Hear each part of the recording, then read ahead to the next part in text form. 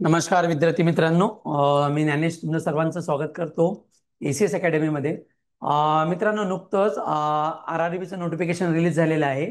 तर या व्हिडिओच्या माध्यमातून आपण जे काही तुमचे डाऊट्स असतील आणि त्या नोटिफिकेशनबद्दल ज्या काही बारीक बारीक गोष्टी असतील त्या आपण डिस्कस करूया.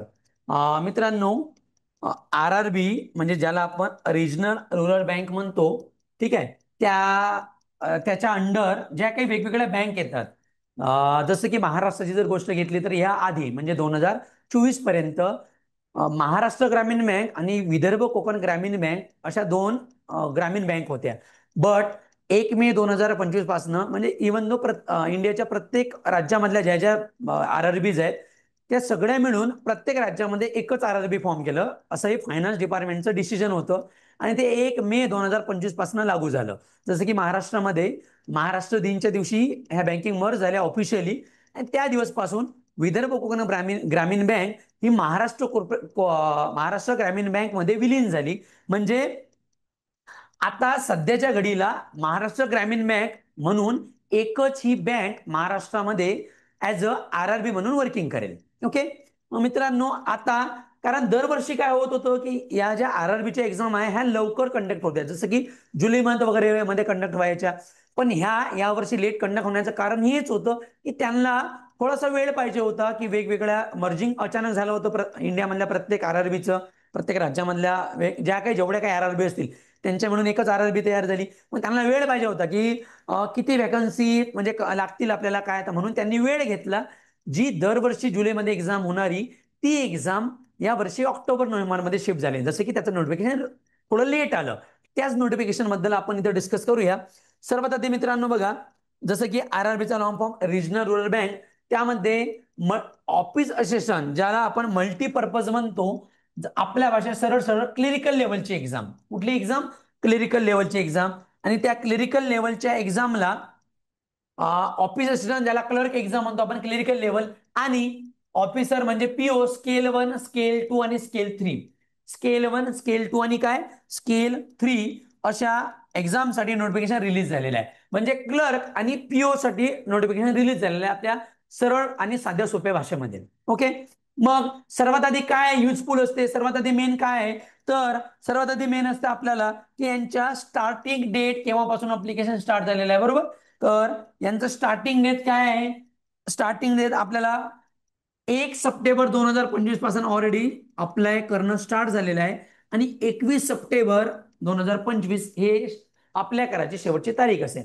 मग आपण शेवटच्या दिवसापर्यंत वाट पाहायची का, की नाही नाही एखादा होऊ शकते की जे काही डेट आहे ते एक्सटेंड होईलच, याचा विचार न करता त्या आधीच आपण अप्लाय करून द्यायचं. ठीक आहे. म्हणजे शेवटच्या दिवसापर्यंत ही वाट नाही पाहायची. ओके.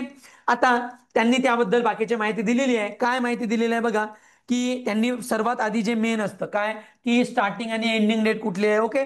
आता आपण पुढे पाहूया. पुढे काय दिलेलं आहे त्यांनी. त्यांचं म्हणणं आहे की तुमची जी काही प्रिलिम्स एक्झाम होईल, ओए म्हणजे ऑफिस असिस्टंट म्हणजे क्लिनिकल लेवलची, आणि ऑफिसर म्हणजे स्केल 1 स्केल 2 स्केल 3 म्हणजे पीओ लेवलची एक्झाम, ही नोव्हेंबर डिसेंबर मध्ये कंडक्ट होईल. ज्या काही डेट्स आपल्याला त्या आयबीपीएस कॅलेंडरमध्ये दिलेल्या आहेत त्यानुसार, कारण आयबीपीएस कॅलेंडरमध्ये ऑलरेडी याच्या डेट्स दिलेल्या आहेत. ओके. नोव्हेंबर एंडिंग आणि डिसेंबरच्या पहिल्या वीकमध्ये ही एक्झाम होईल. ओके. नंतर त्या एक्झामचं रिझल्ट लागून त्याची मेन एक्झाम ही यांनी दिलेलं बघा, ऑनलाईन एक्झामिनेशन मेन, ती मेन एक्झाम डिसेंबर 2025 ला कंडक्ट होईल. कुठली एक्झाम? Main exam. बघा, डिसेंबर 2025 आणि जानेवारी 2026 डन. म्हणजे याच्यामध्ये ही एक्झाम कंडक्ट होणार, म्हणजे डिसेंबरच्या एंड वगैरेला पकडू शकतो आपण. डन. प्री एक्झाम ही कुठल्या मंथ मध्ये? नोव्हेंबर डिसेंबर मध्ये. नोव्हेंबर डिसेंबर म्हणजे नोव्हेंबर एंडिंग डिसेंबरच्या स्टार्टिंगला. आणि मेन एक्झाम ही डिसेंबर 2025 ला कंडक्ट होईल. ओके.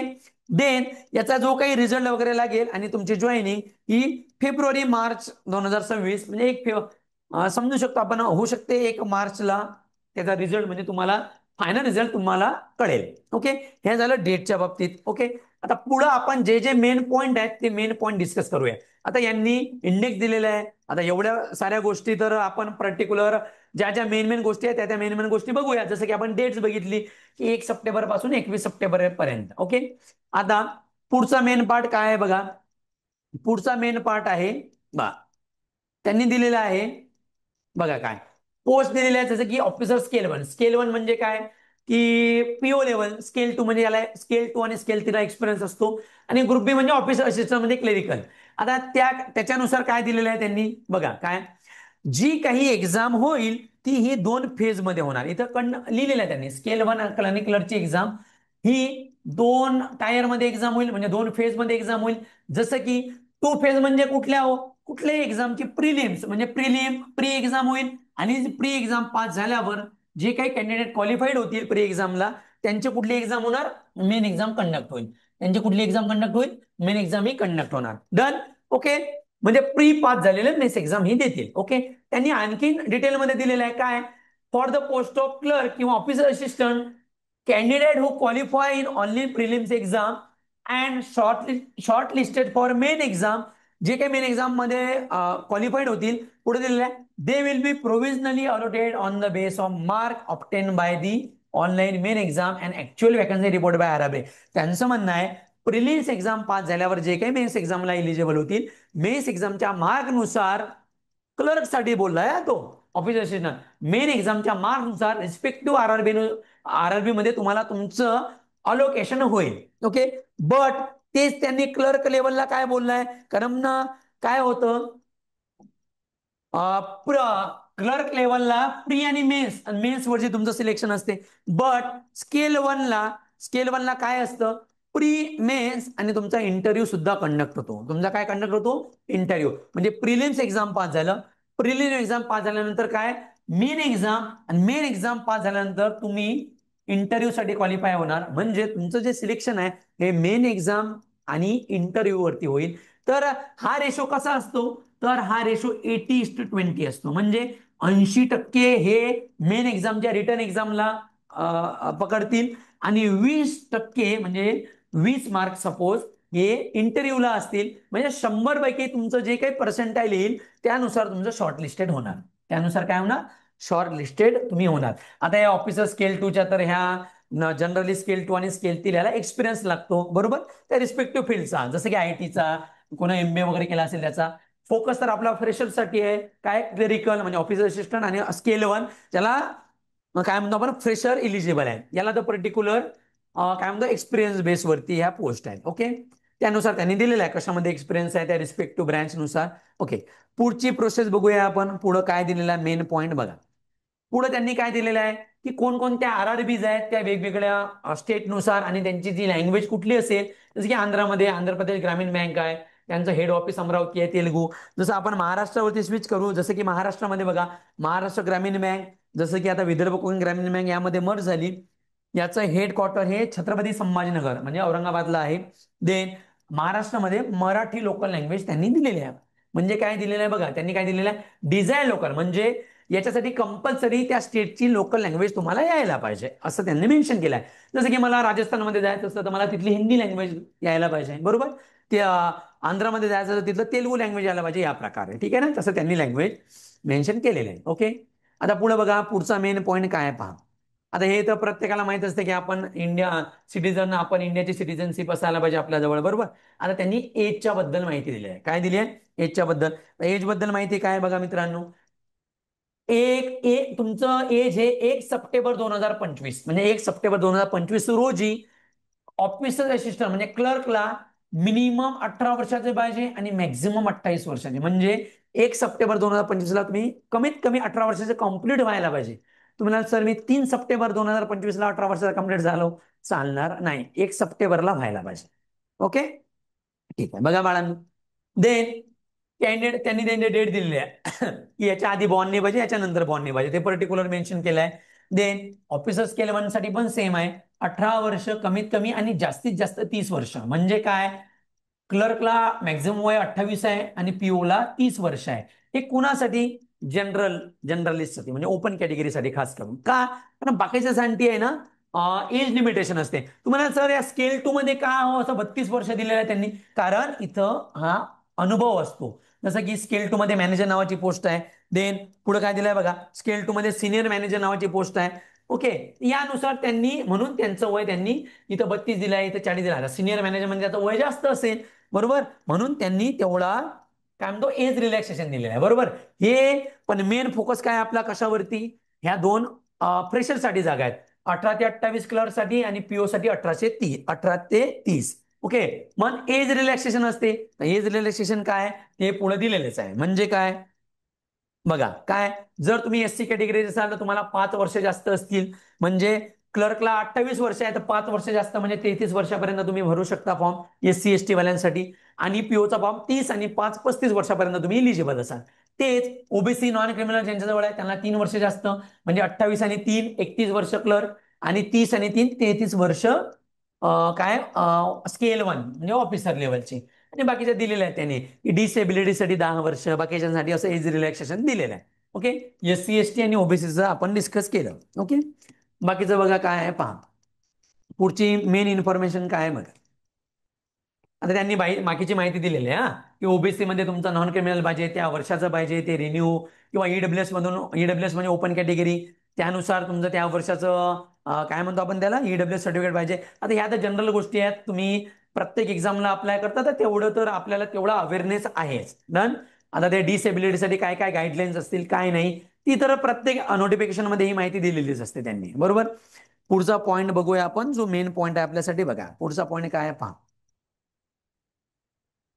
पुढचा पॉईंट आपल्याला दिलेला आहे काय, तेच याबद्दल दिलेलं आहे काय, की स्क्राईबसाठी 20 मिनिटं जास्त वगैरे असतात या प्रकारे. ओके.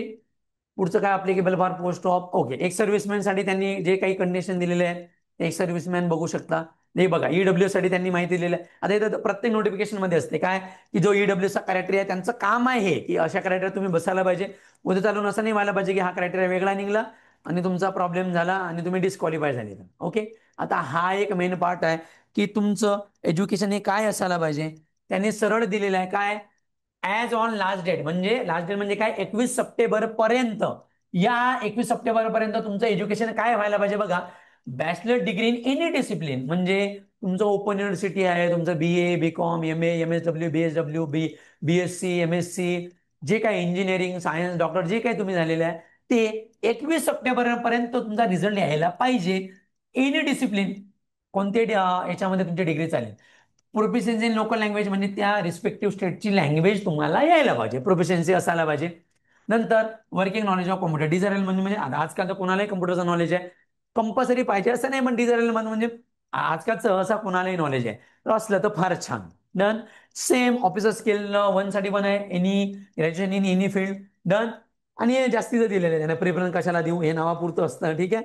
तर कुठलाही असं काही नाही की पर्टिक्युलर याच्यामध्येच तुम्ही म्हणजे इंजिनिअरिंग झालेलं पाहिजे आणि हेच झालेलं पाहिजे असं काही नसतं बाळ. डन. पुढे बघा काय पहा, पुढच्या पॉईंटमध्ये काय मेन्शन केलेलं आहे बघा. पुढचा पॉईंट आपल्याला बघायचा आहे एज्युकेशन क्वालिफिकेशन बद्दलच आपण डिस्कस करत होतो.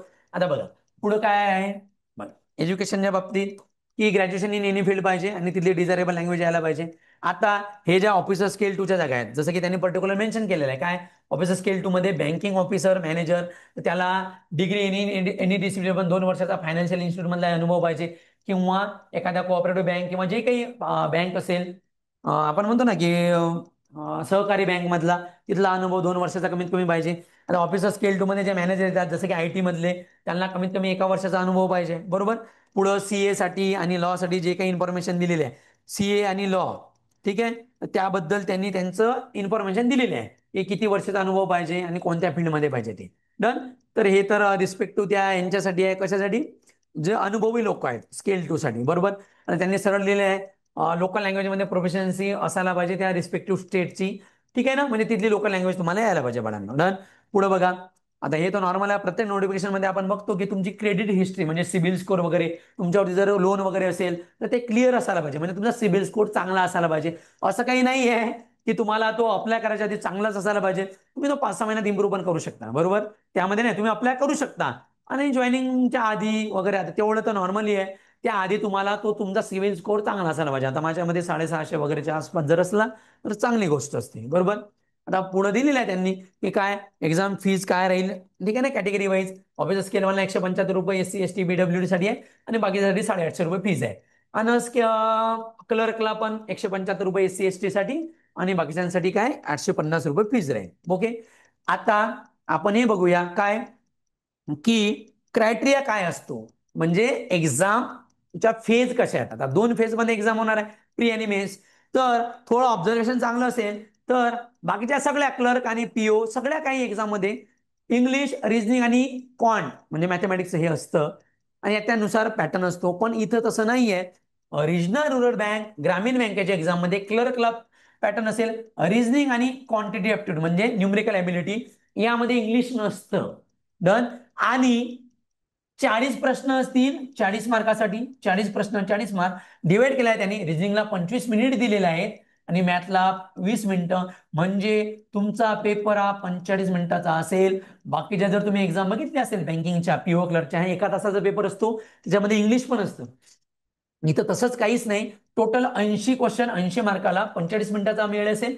25 मिनिटासाठी रिझनिंग, 20 मिनिटासाठी न्यूमरिकल ॲबिलिटी, 40 प्रश्न असतील. यावरती म्हणजे खूप चांगला आहे. यावरती तुमचं सिलेक्ट म्हणजे तुम्ही क्वालिफाय होणार. जर प्री एक्झाम काढली तर तुम्ही मेस एक्झामला क्वालिफाय होणार मित्रांनो. डन. ठीक आहे, पुढे जाऊया आपण. बघा पुढे काय दिलेलं आहे. सेम स्केल 1 साठी पण 40 प्रश्न, same as it is pattern आहे पीओ साठी पण. डन. पुढे बघा काय दिलंय आहे त्यांनी. पुढे काय आहे पहा. पुढे इन्फॉर्मेशन आहे दिलेली की मेन एक्झाम साठी काय पॅटर्न असेल. मेन एक्झाम साठी, तर मेन एक्झाम साठी पॅटर्न बघा. रिझनिंग, कॉम्प्युटर नॉलेज हा विषय जास्त इथे ऍड होतो. जनरल अवेअरनेस, इंग्लिश पण ऍड झाला. Hindi language, numerical ability. Sir हे दोन इथं काय दिले आहेत. RRB अशी एक एक्झाम आहे एकटी बँकिंग सेक्टरमध्ये. जर तुम्हाला इंग्लिश जर घ्यायचं नसलं तर तुम्ही हिंदी सब्जेक्ट चॉईस करू शकता. म्हणजे जो इंग्लिशचा पॅटर्न असतो, जे रिडिंग कॉम्बिनेशन, एरर काढणं, तुम्ही हिंदी पण तिथे चॉईस करू शकता. डन. म्हणजे इंग्लिशला ऑप्शनल हिंदी इथं असतं. डन. चांगलं असेल तर तुम्ही घेऊ शकता. त्यांनी दिलंय रिझनिंगचे 40 प्रश्न 50 मार्कासाठी असतील. कॉम्प्युटरचे 40 प्रश्न हे 20 मार्कासाठीच असतील. करंट अफेअर 40 प्रश्न 40 मार्क. इंग्लिश 40 या दोनपैकी कुठलेही एक चॉईस करा. तुम्हाला हिंदी घ्यायची हिंदी घ्या. आणि न्यूमरिकल ॲबिलिटी 40 प्रश्न 50, टोटल 200 प्रश्न असतील 200 मार्काला. आणि प्रत्येकाचा इंडिव्हिज्युअल टाइम डिसाईड केलेला आहे. 120 मिनिटाचा पेपर असेल म्हणजे 2 तासाचा तुमचा पेपर असेल. 200 प्रश्न आणि 200 मार्काला. हे जर तुम्ही पास झाले तर तुम्हाला डायरेक्ट क्लर्क लेवलचं जर असेल क्रिटिकल लेवलला तर तुमचं डायरेक्ट सिलेक्शन होईल, जो काही कट ऑफ लागेल. डन. तो सेम पॅटर्न त्यांनी याच्यामध्ये पण लागू केलाय. कशामध्ये. पीओ स्केल 1 मध्ये बघा सेम कॉपी पेस्ट पॅटर्न आहे, काही चेंजेस नाही. 200 प्रश्न 200 मार्क प्रत्येक रिस्पेक्टिव्ह सब्जेक्ट नुसार 2 तासाचा. फक्त एवढंच आहे, यांनी इथं असं पण मेन्शन केलंय बघा वडांनो. कॅन्डिडेट कॅन ऑप्ट आयदर 4 और 5. म्हणजे त्यांचं म्हणणं काय बघा. बघा त्यांचं म्हणणं आहे चौथं किंवा 4A किंवा 4B मधलं कोणी कोणताही एक सब्जेक्ट तुम्ही ऑप्टेड म्हणजे ऑप्शनल आहे. तुम्हाला इंग्लिश नाही घ्यायचे तुम्ही हिंदी घ्या, हिंदी नाही घ्यायची इंग्लिश घ्या. पहिली बँकिंग सेक्टर मधली एकदम इंग्लिशला जे ऑप्शनल ठेवते. का हो. कारण ग्रामीण बँक RRB आहे. ग्रामीण बँक म्हणजे ग्रामीण लेवलवरती ज्या बँक आहेत म्हणून तिथं इंग्लिश कंपल्सरी ठेवलेली नाहीये. डन. ओके. आणि मेन्सला क्लर्कला तुम्ही काय प्री दिल्यानंतर मेन्स जर दिली तर डायरेक्ट तुम्हाला जॉईनिंग म्हणजे तुम्ही सिलेक्शन होणार. पण स्केल 1ला तुम्ही प्री दिल्यानंतर मेन्स आणि मेन्स तुमचा क्वालिफाय झाल्यावर तुमचा हा इंटरव्ह्यू कंडक्ट होईल. ओके. पुढे बघूया आपण. स्केल 2 साठी तर त्यांनी दिलेलं आहे. नंतर तुमची मीडियम कोणकोणत्या मीडियम मध्ये एक्झाम होऊ शकते महाराष्ट्रामध्ये, जसं इंग्लिश, हिंदी, मराठी आणि कोकणी आहे. कुठली इंग्लिशमध्ये तर कंपल्सरी राहीलच राहील. यामधली कुठली एक भाषा तुम्हाला निवडायची आहे, हिंदी, मराठी, कोकणी. सहसा कोकणी मराठी भाषा निवडायची. डन. महाराष्ट्रामध्ये आता. ओके. पुढे चला बघा. स्केल 2 साठी आता हे स्केल 2 साठी दिलेलं आहे त्यांनी. स्केल 2 साठी एक्झामचा पॅटर्न काय असेल. ओके. हो हा काही डिस्कस नाही करत आहे आपण, आणि एक्सपिरियन्स वाल्यासाठी आहे.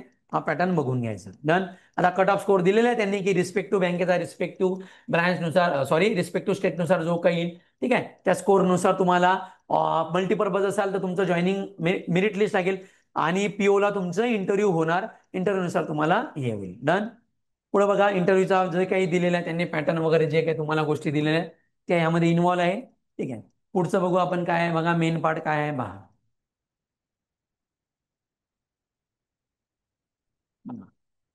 पुढची माहिती बघा. मेन मेन पार्ट आपण पाहूया. एक्झाम हे तर फीजचं तर आपण ऑलरेडी डिस्कस केलेलंच आहे. ठीक आहे. हा ही प्रोसिजर दिलेली आहे त्यांनी की कसं अप्लाय करायचं, काय फोटो पाहिजे, सिग्नेचर पाहिजे, तुमचं डिक्लरेशन वगैरे पाहिजे. याबद्दल त्यांनी आणखी माहिती दिलेली आहे. बरोबर. ठीक आहे. आता जनरल इन्स्ट्रक्शन दिलेले आहेत फॉर्म भरताना काय काय करायच्या. आपण आता रिस्पेक्टिव्ह व्हॅकन्सीज बघू की कोणत्या स्टेटनुसार कशा व्हॅकन्सी आहेत आणि आपण महाराष्ट्राच्या विद्यार्थ्यांनी काय करायला पाहिजे. डन. ठीक आहे. पुढे बघा. आपण व्हॅकन्सी वरती स्विच करूया. बघा, सध्या आपल्याला व्हॅकन्सी दिलेल्या आहेत, जसं की ऑफिसर असिस्टंट, ऑफिस असिस्टंट म्हणजे मल्टीपर्पज म्हणजे क्लर्क लेवलच्या व्हॅकन्सीज. बघा, तुला हायलाइट जर बघितलं, थोडं हायलाइट पाहूया आपण. आंध्रामध्ये 150 व्हॅकन्सी आहेत. बघा, तेच कम्पेअर केलं तर अरुणाचल प्रदेशमध्ये 35. आता स्टेट वाईज व्हॅकन्सी दिलेल्या आहेत त्यांनी. ओके, आता बघा याचं काय का डिस्कस करायचं, थोडं का मेन आहे बघा. हे याचं कारण सांगतो तुम्हाला. बघा, याचं कारण हे आहे की आपण आपल्या आजूबाजूच्या स्टेटमध्ये अप्लाय करू शकतो का? हो. बघा, आंध्र प्रदेशमध्ये आपण का अप्लाय करू शकतो? कारण नांदेड, हिंगोली वगैरे जो पार्ट आहे माहित आहे ना, तेलंगणाच्या बॉर्डरवरती आहे. तर तुम्ही अप्लाय करायला करू शकता, त्यात काही हे नाहीये. आता तिथली लोकल लँग्वेज यायला पाहिजे पण. डन. ओके. आता बघा, मी फोकस फोकस का करतो? कारण जे आपल्या आसपास आहेत, आपण महाराष्ट्राच्या पण जागा आधी बघू लागलं तर बघा, या वर्षी जे एक्सपेक्टेशन पाहिजे होतं त्यापेक्षा खूप कमी जागा आहे महाराष्ट्राला आहेत. बघा, महाराष्ट्राच्या 100 व्हॅकन्सीज आहेत पूर्ण कास्टमध्ये, म्हणजे एससी, ओबीसी, एसटी, जे ईडब्ल्यूएस म्हणून टोटल, ज्या की म्हणजे हा धक्काच आहे महाराष्ट्राला, की ज्या वाटत नव्हतं की एवढ्या कमी व्हॅकन्सी येतील.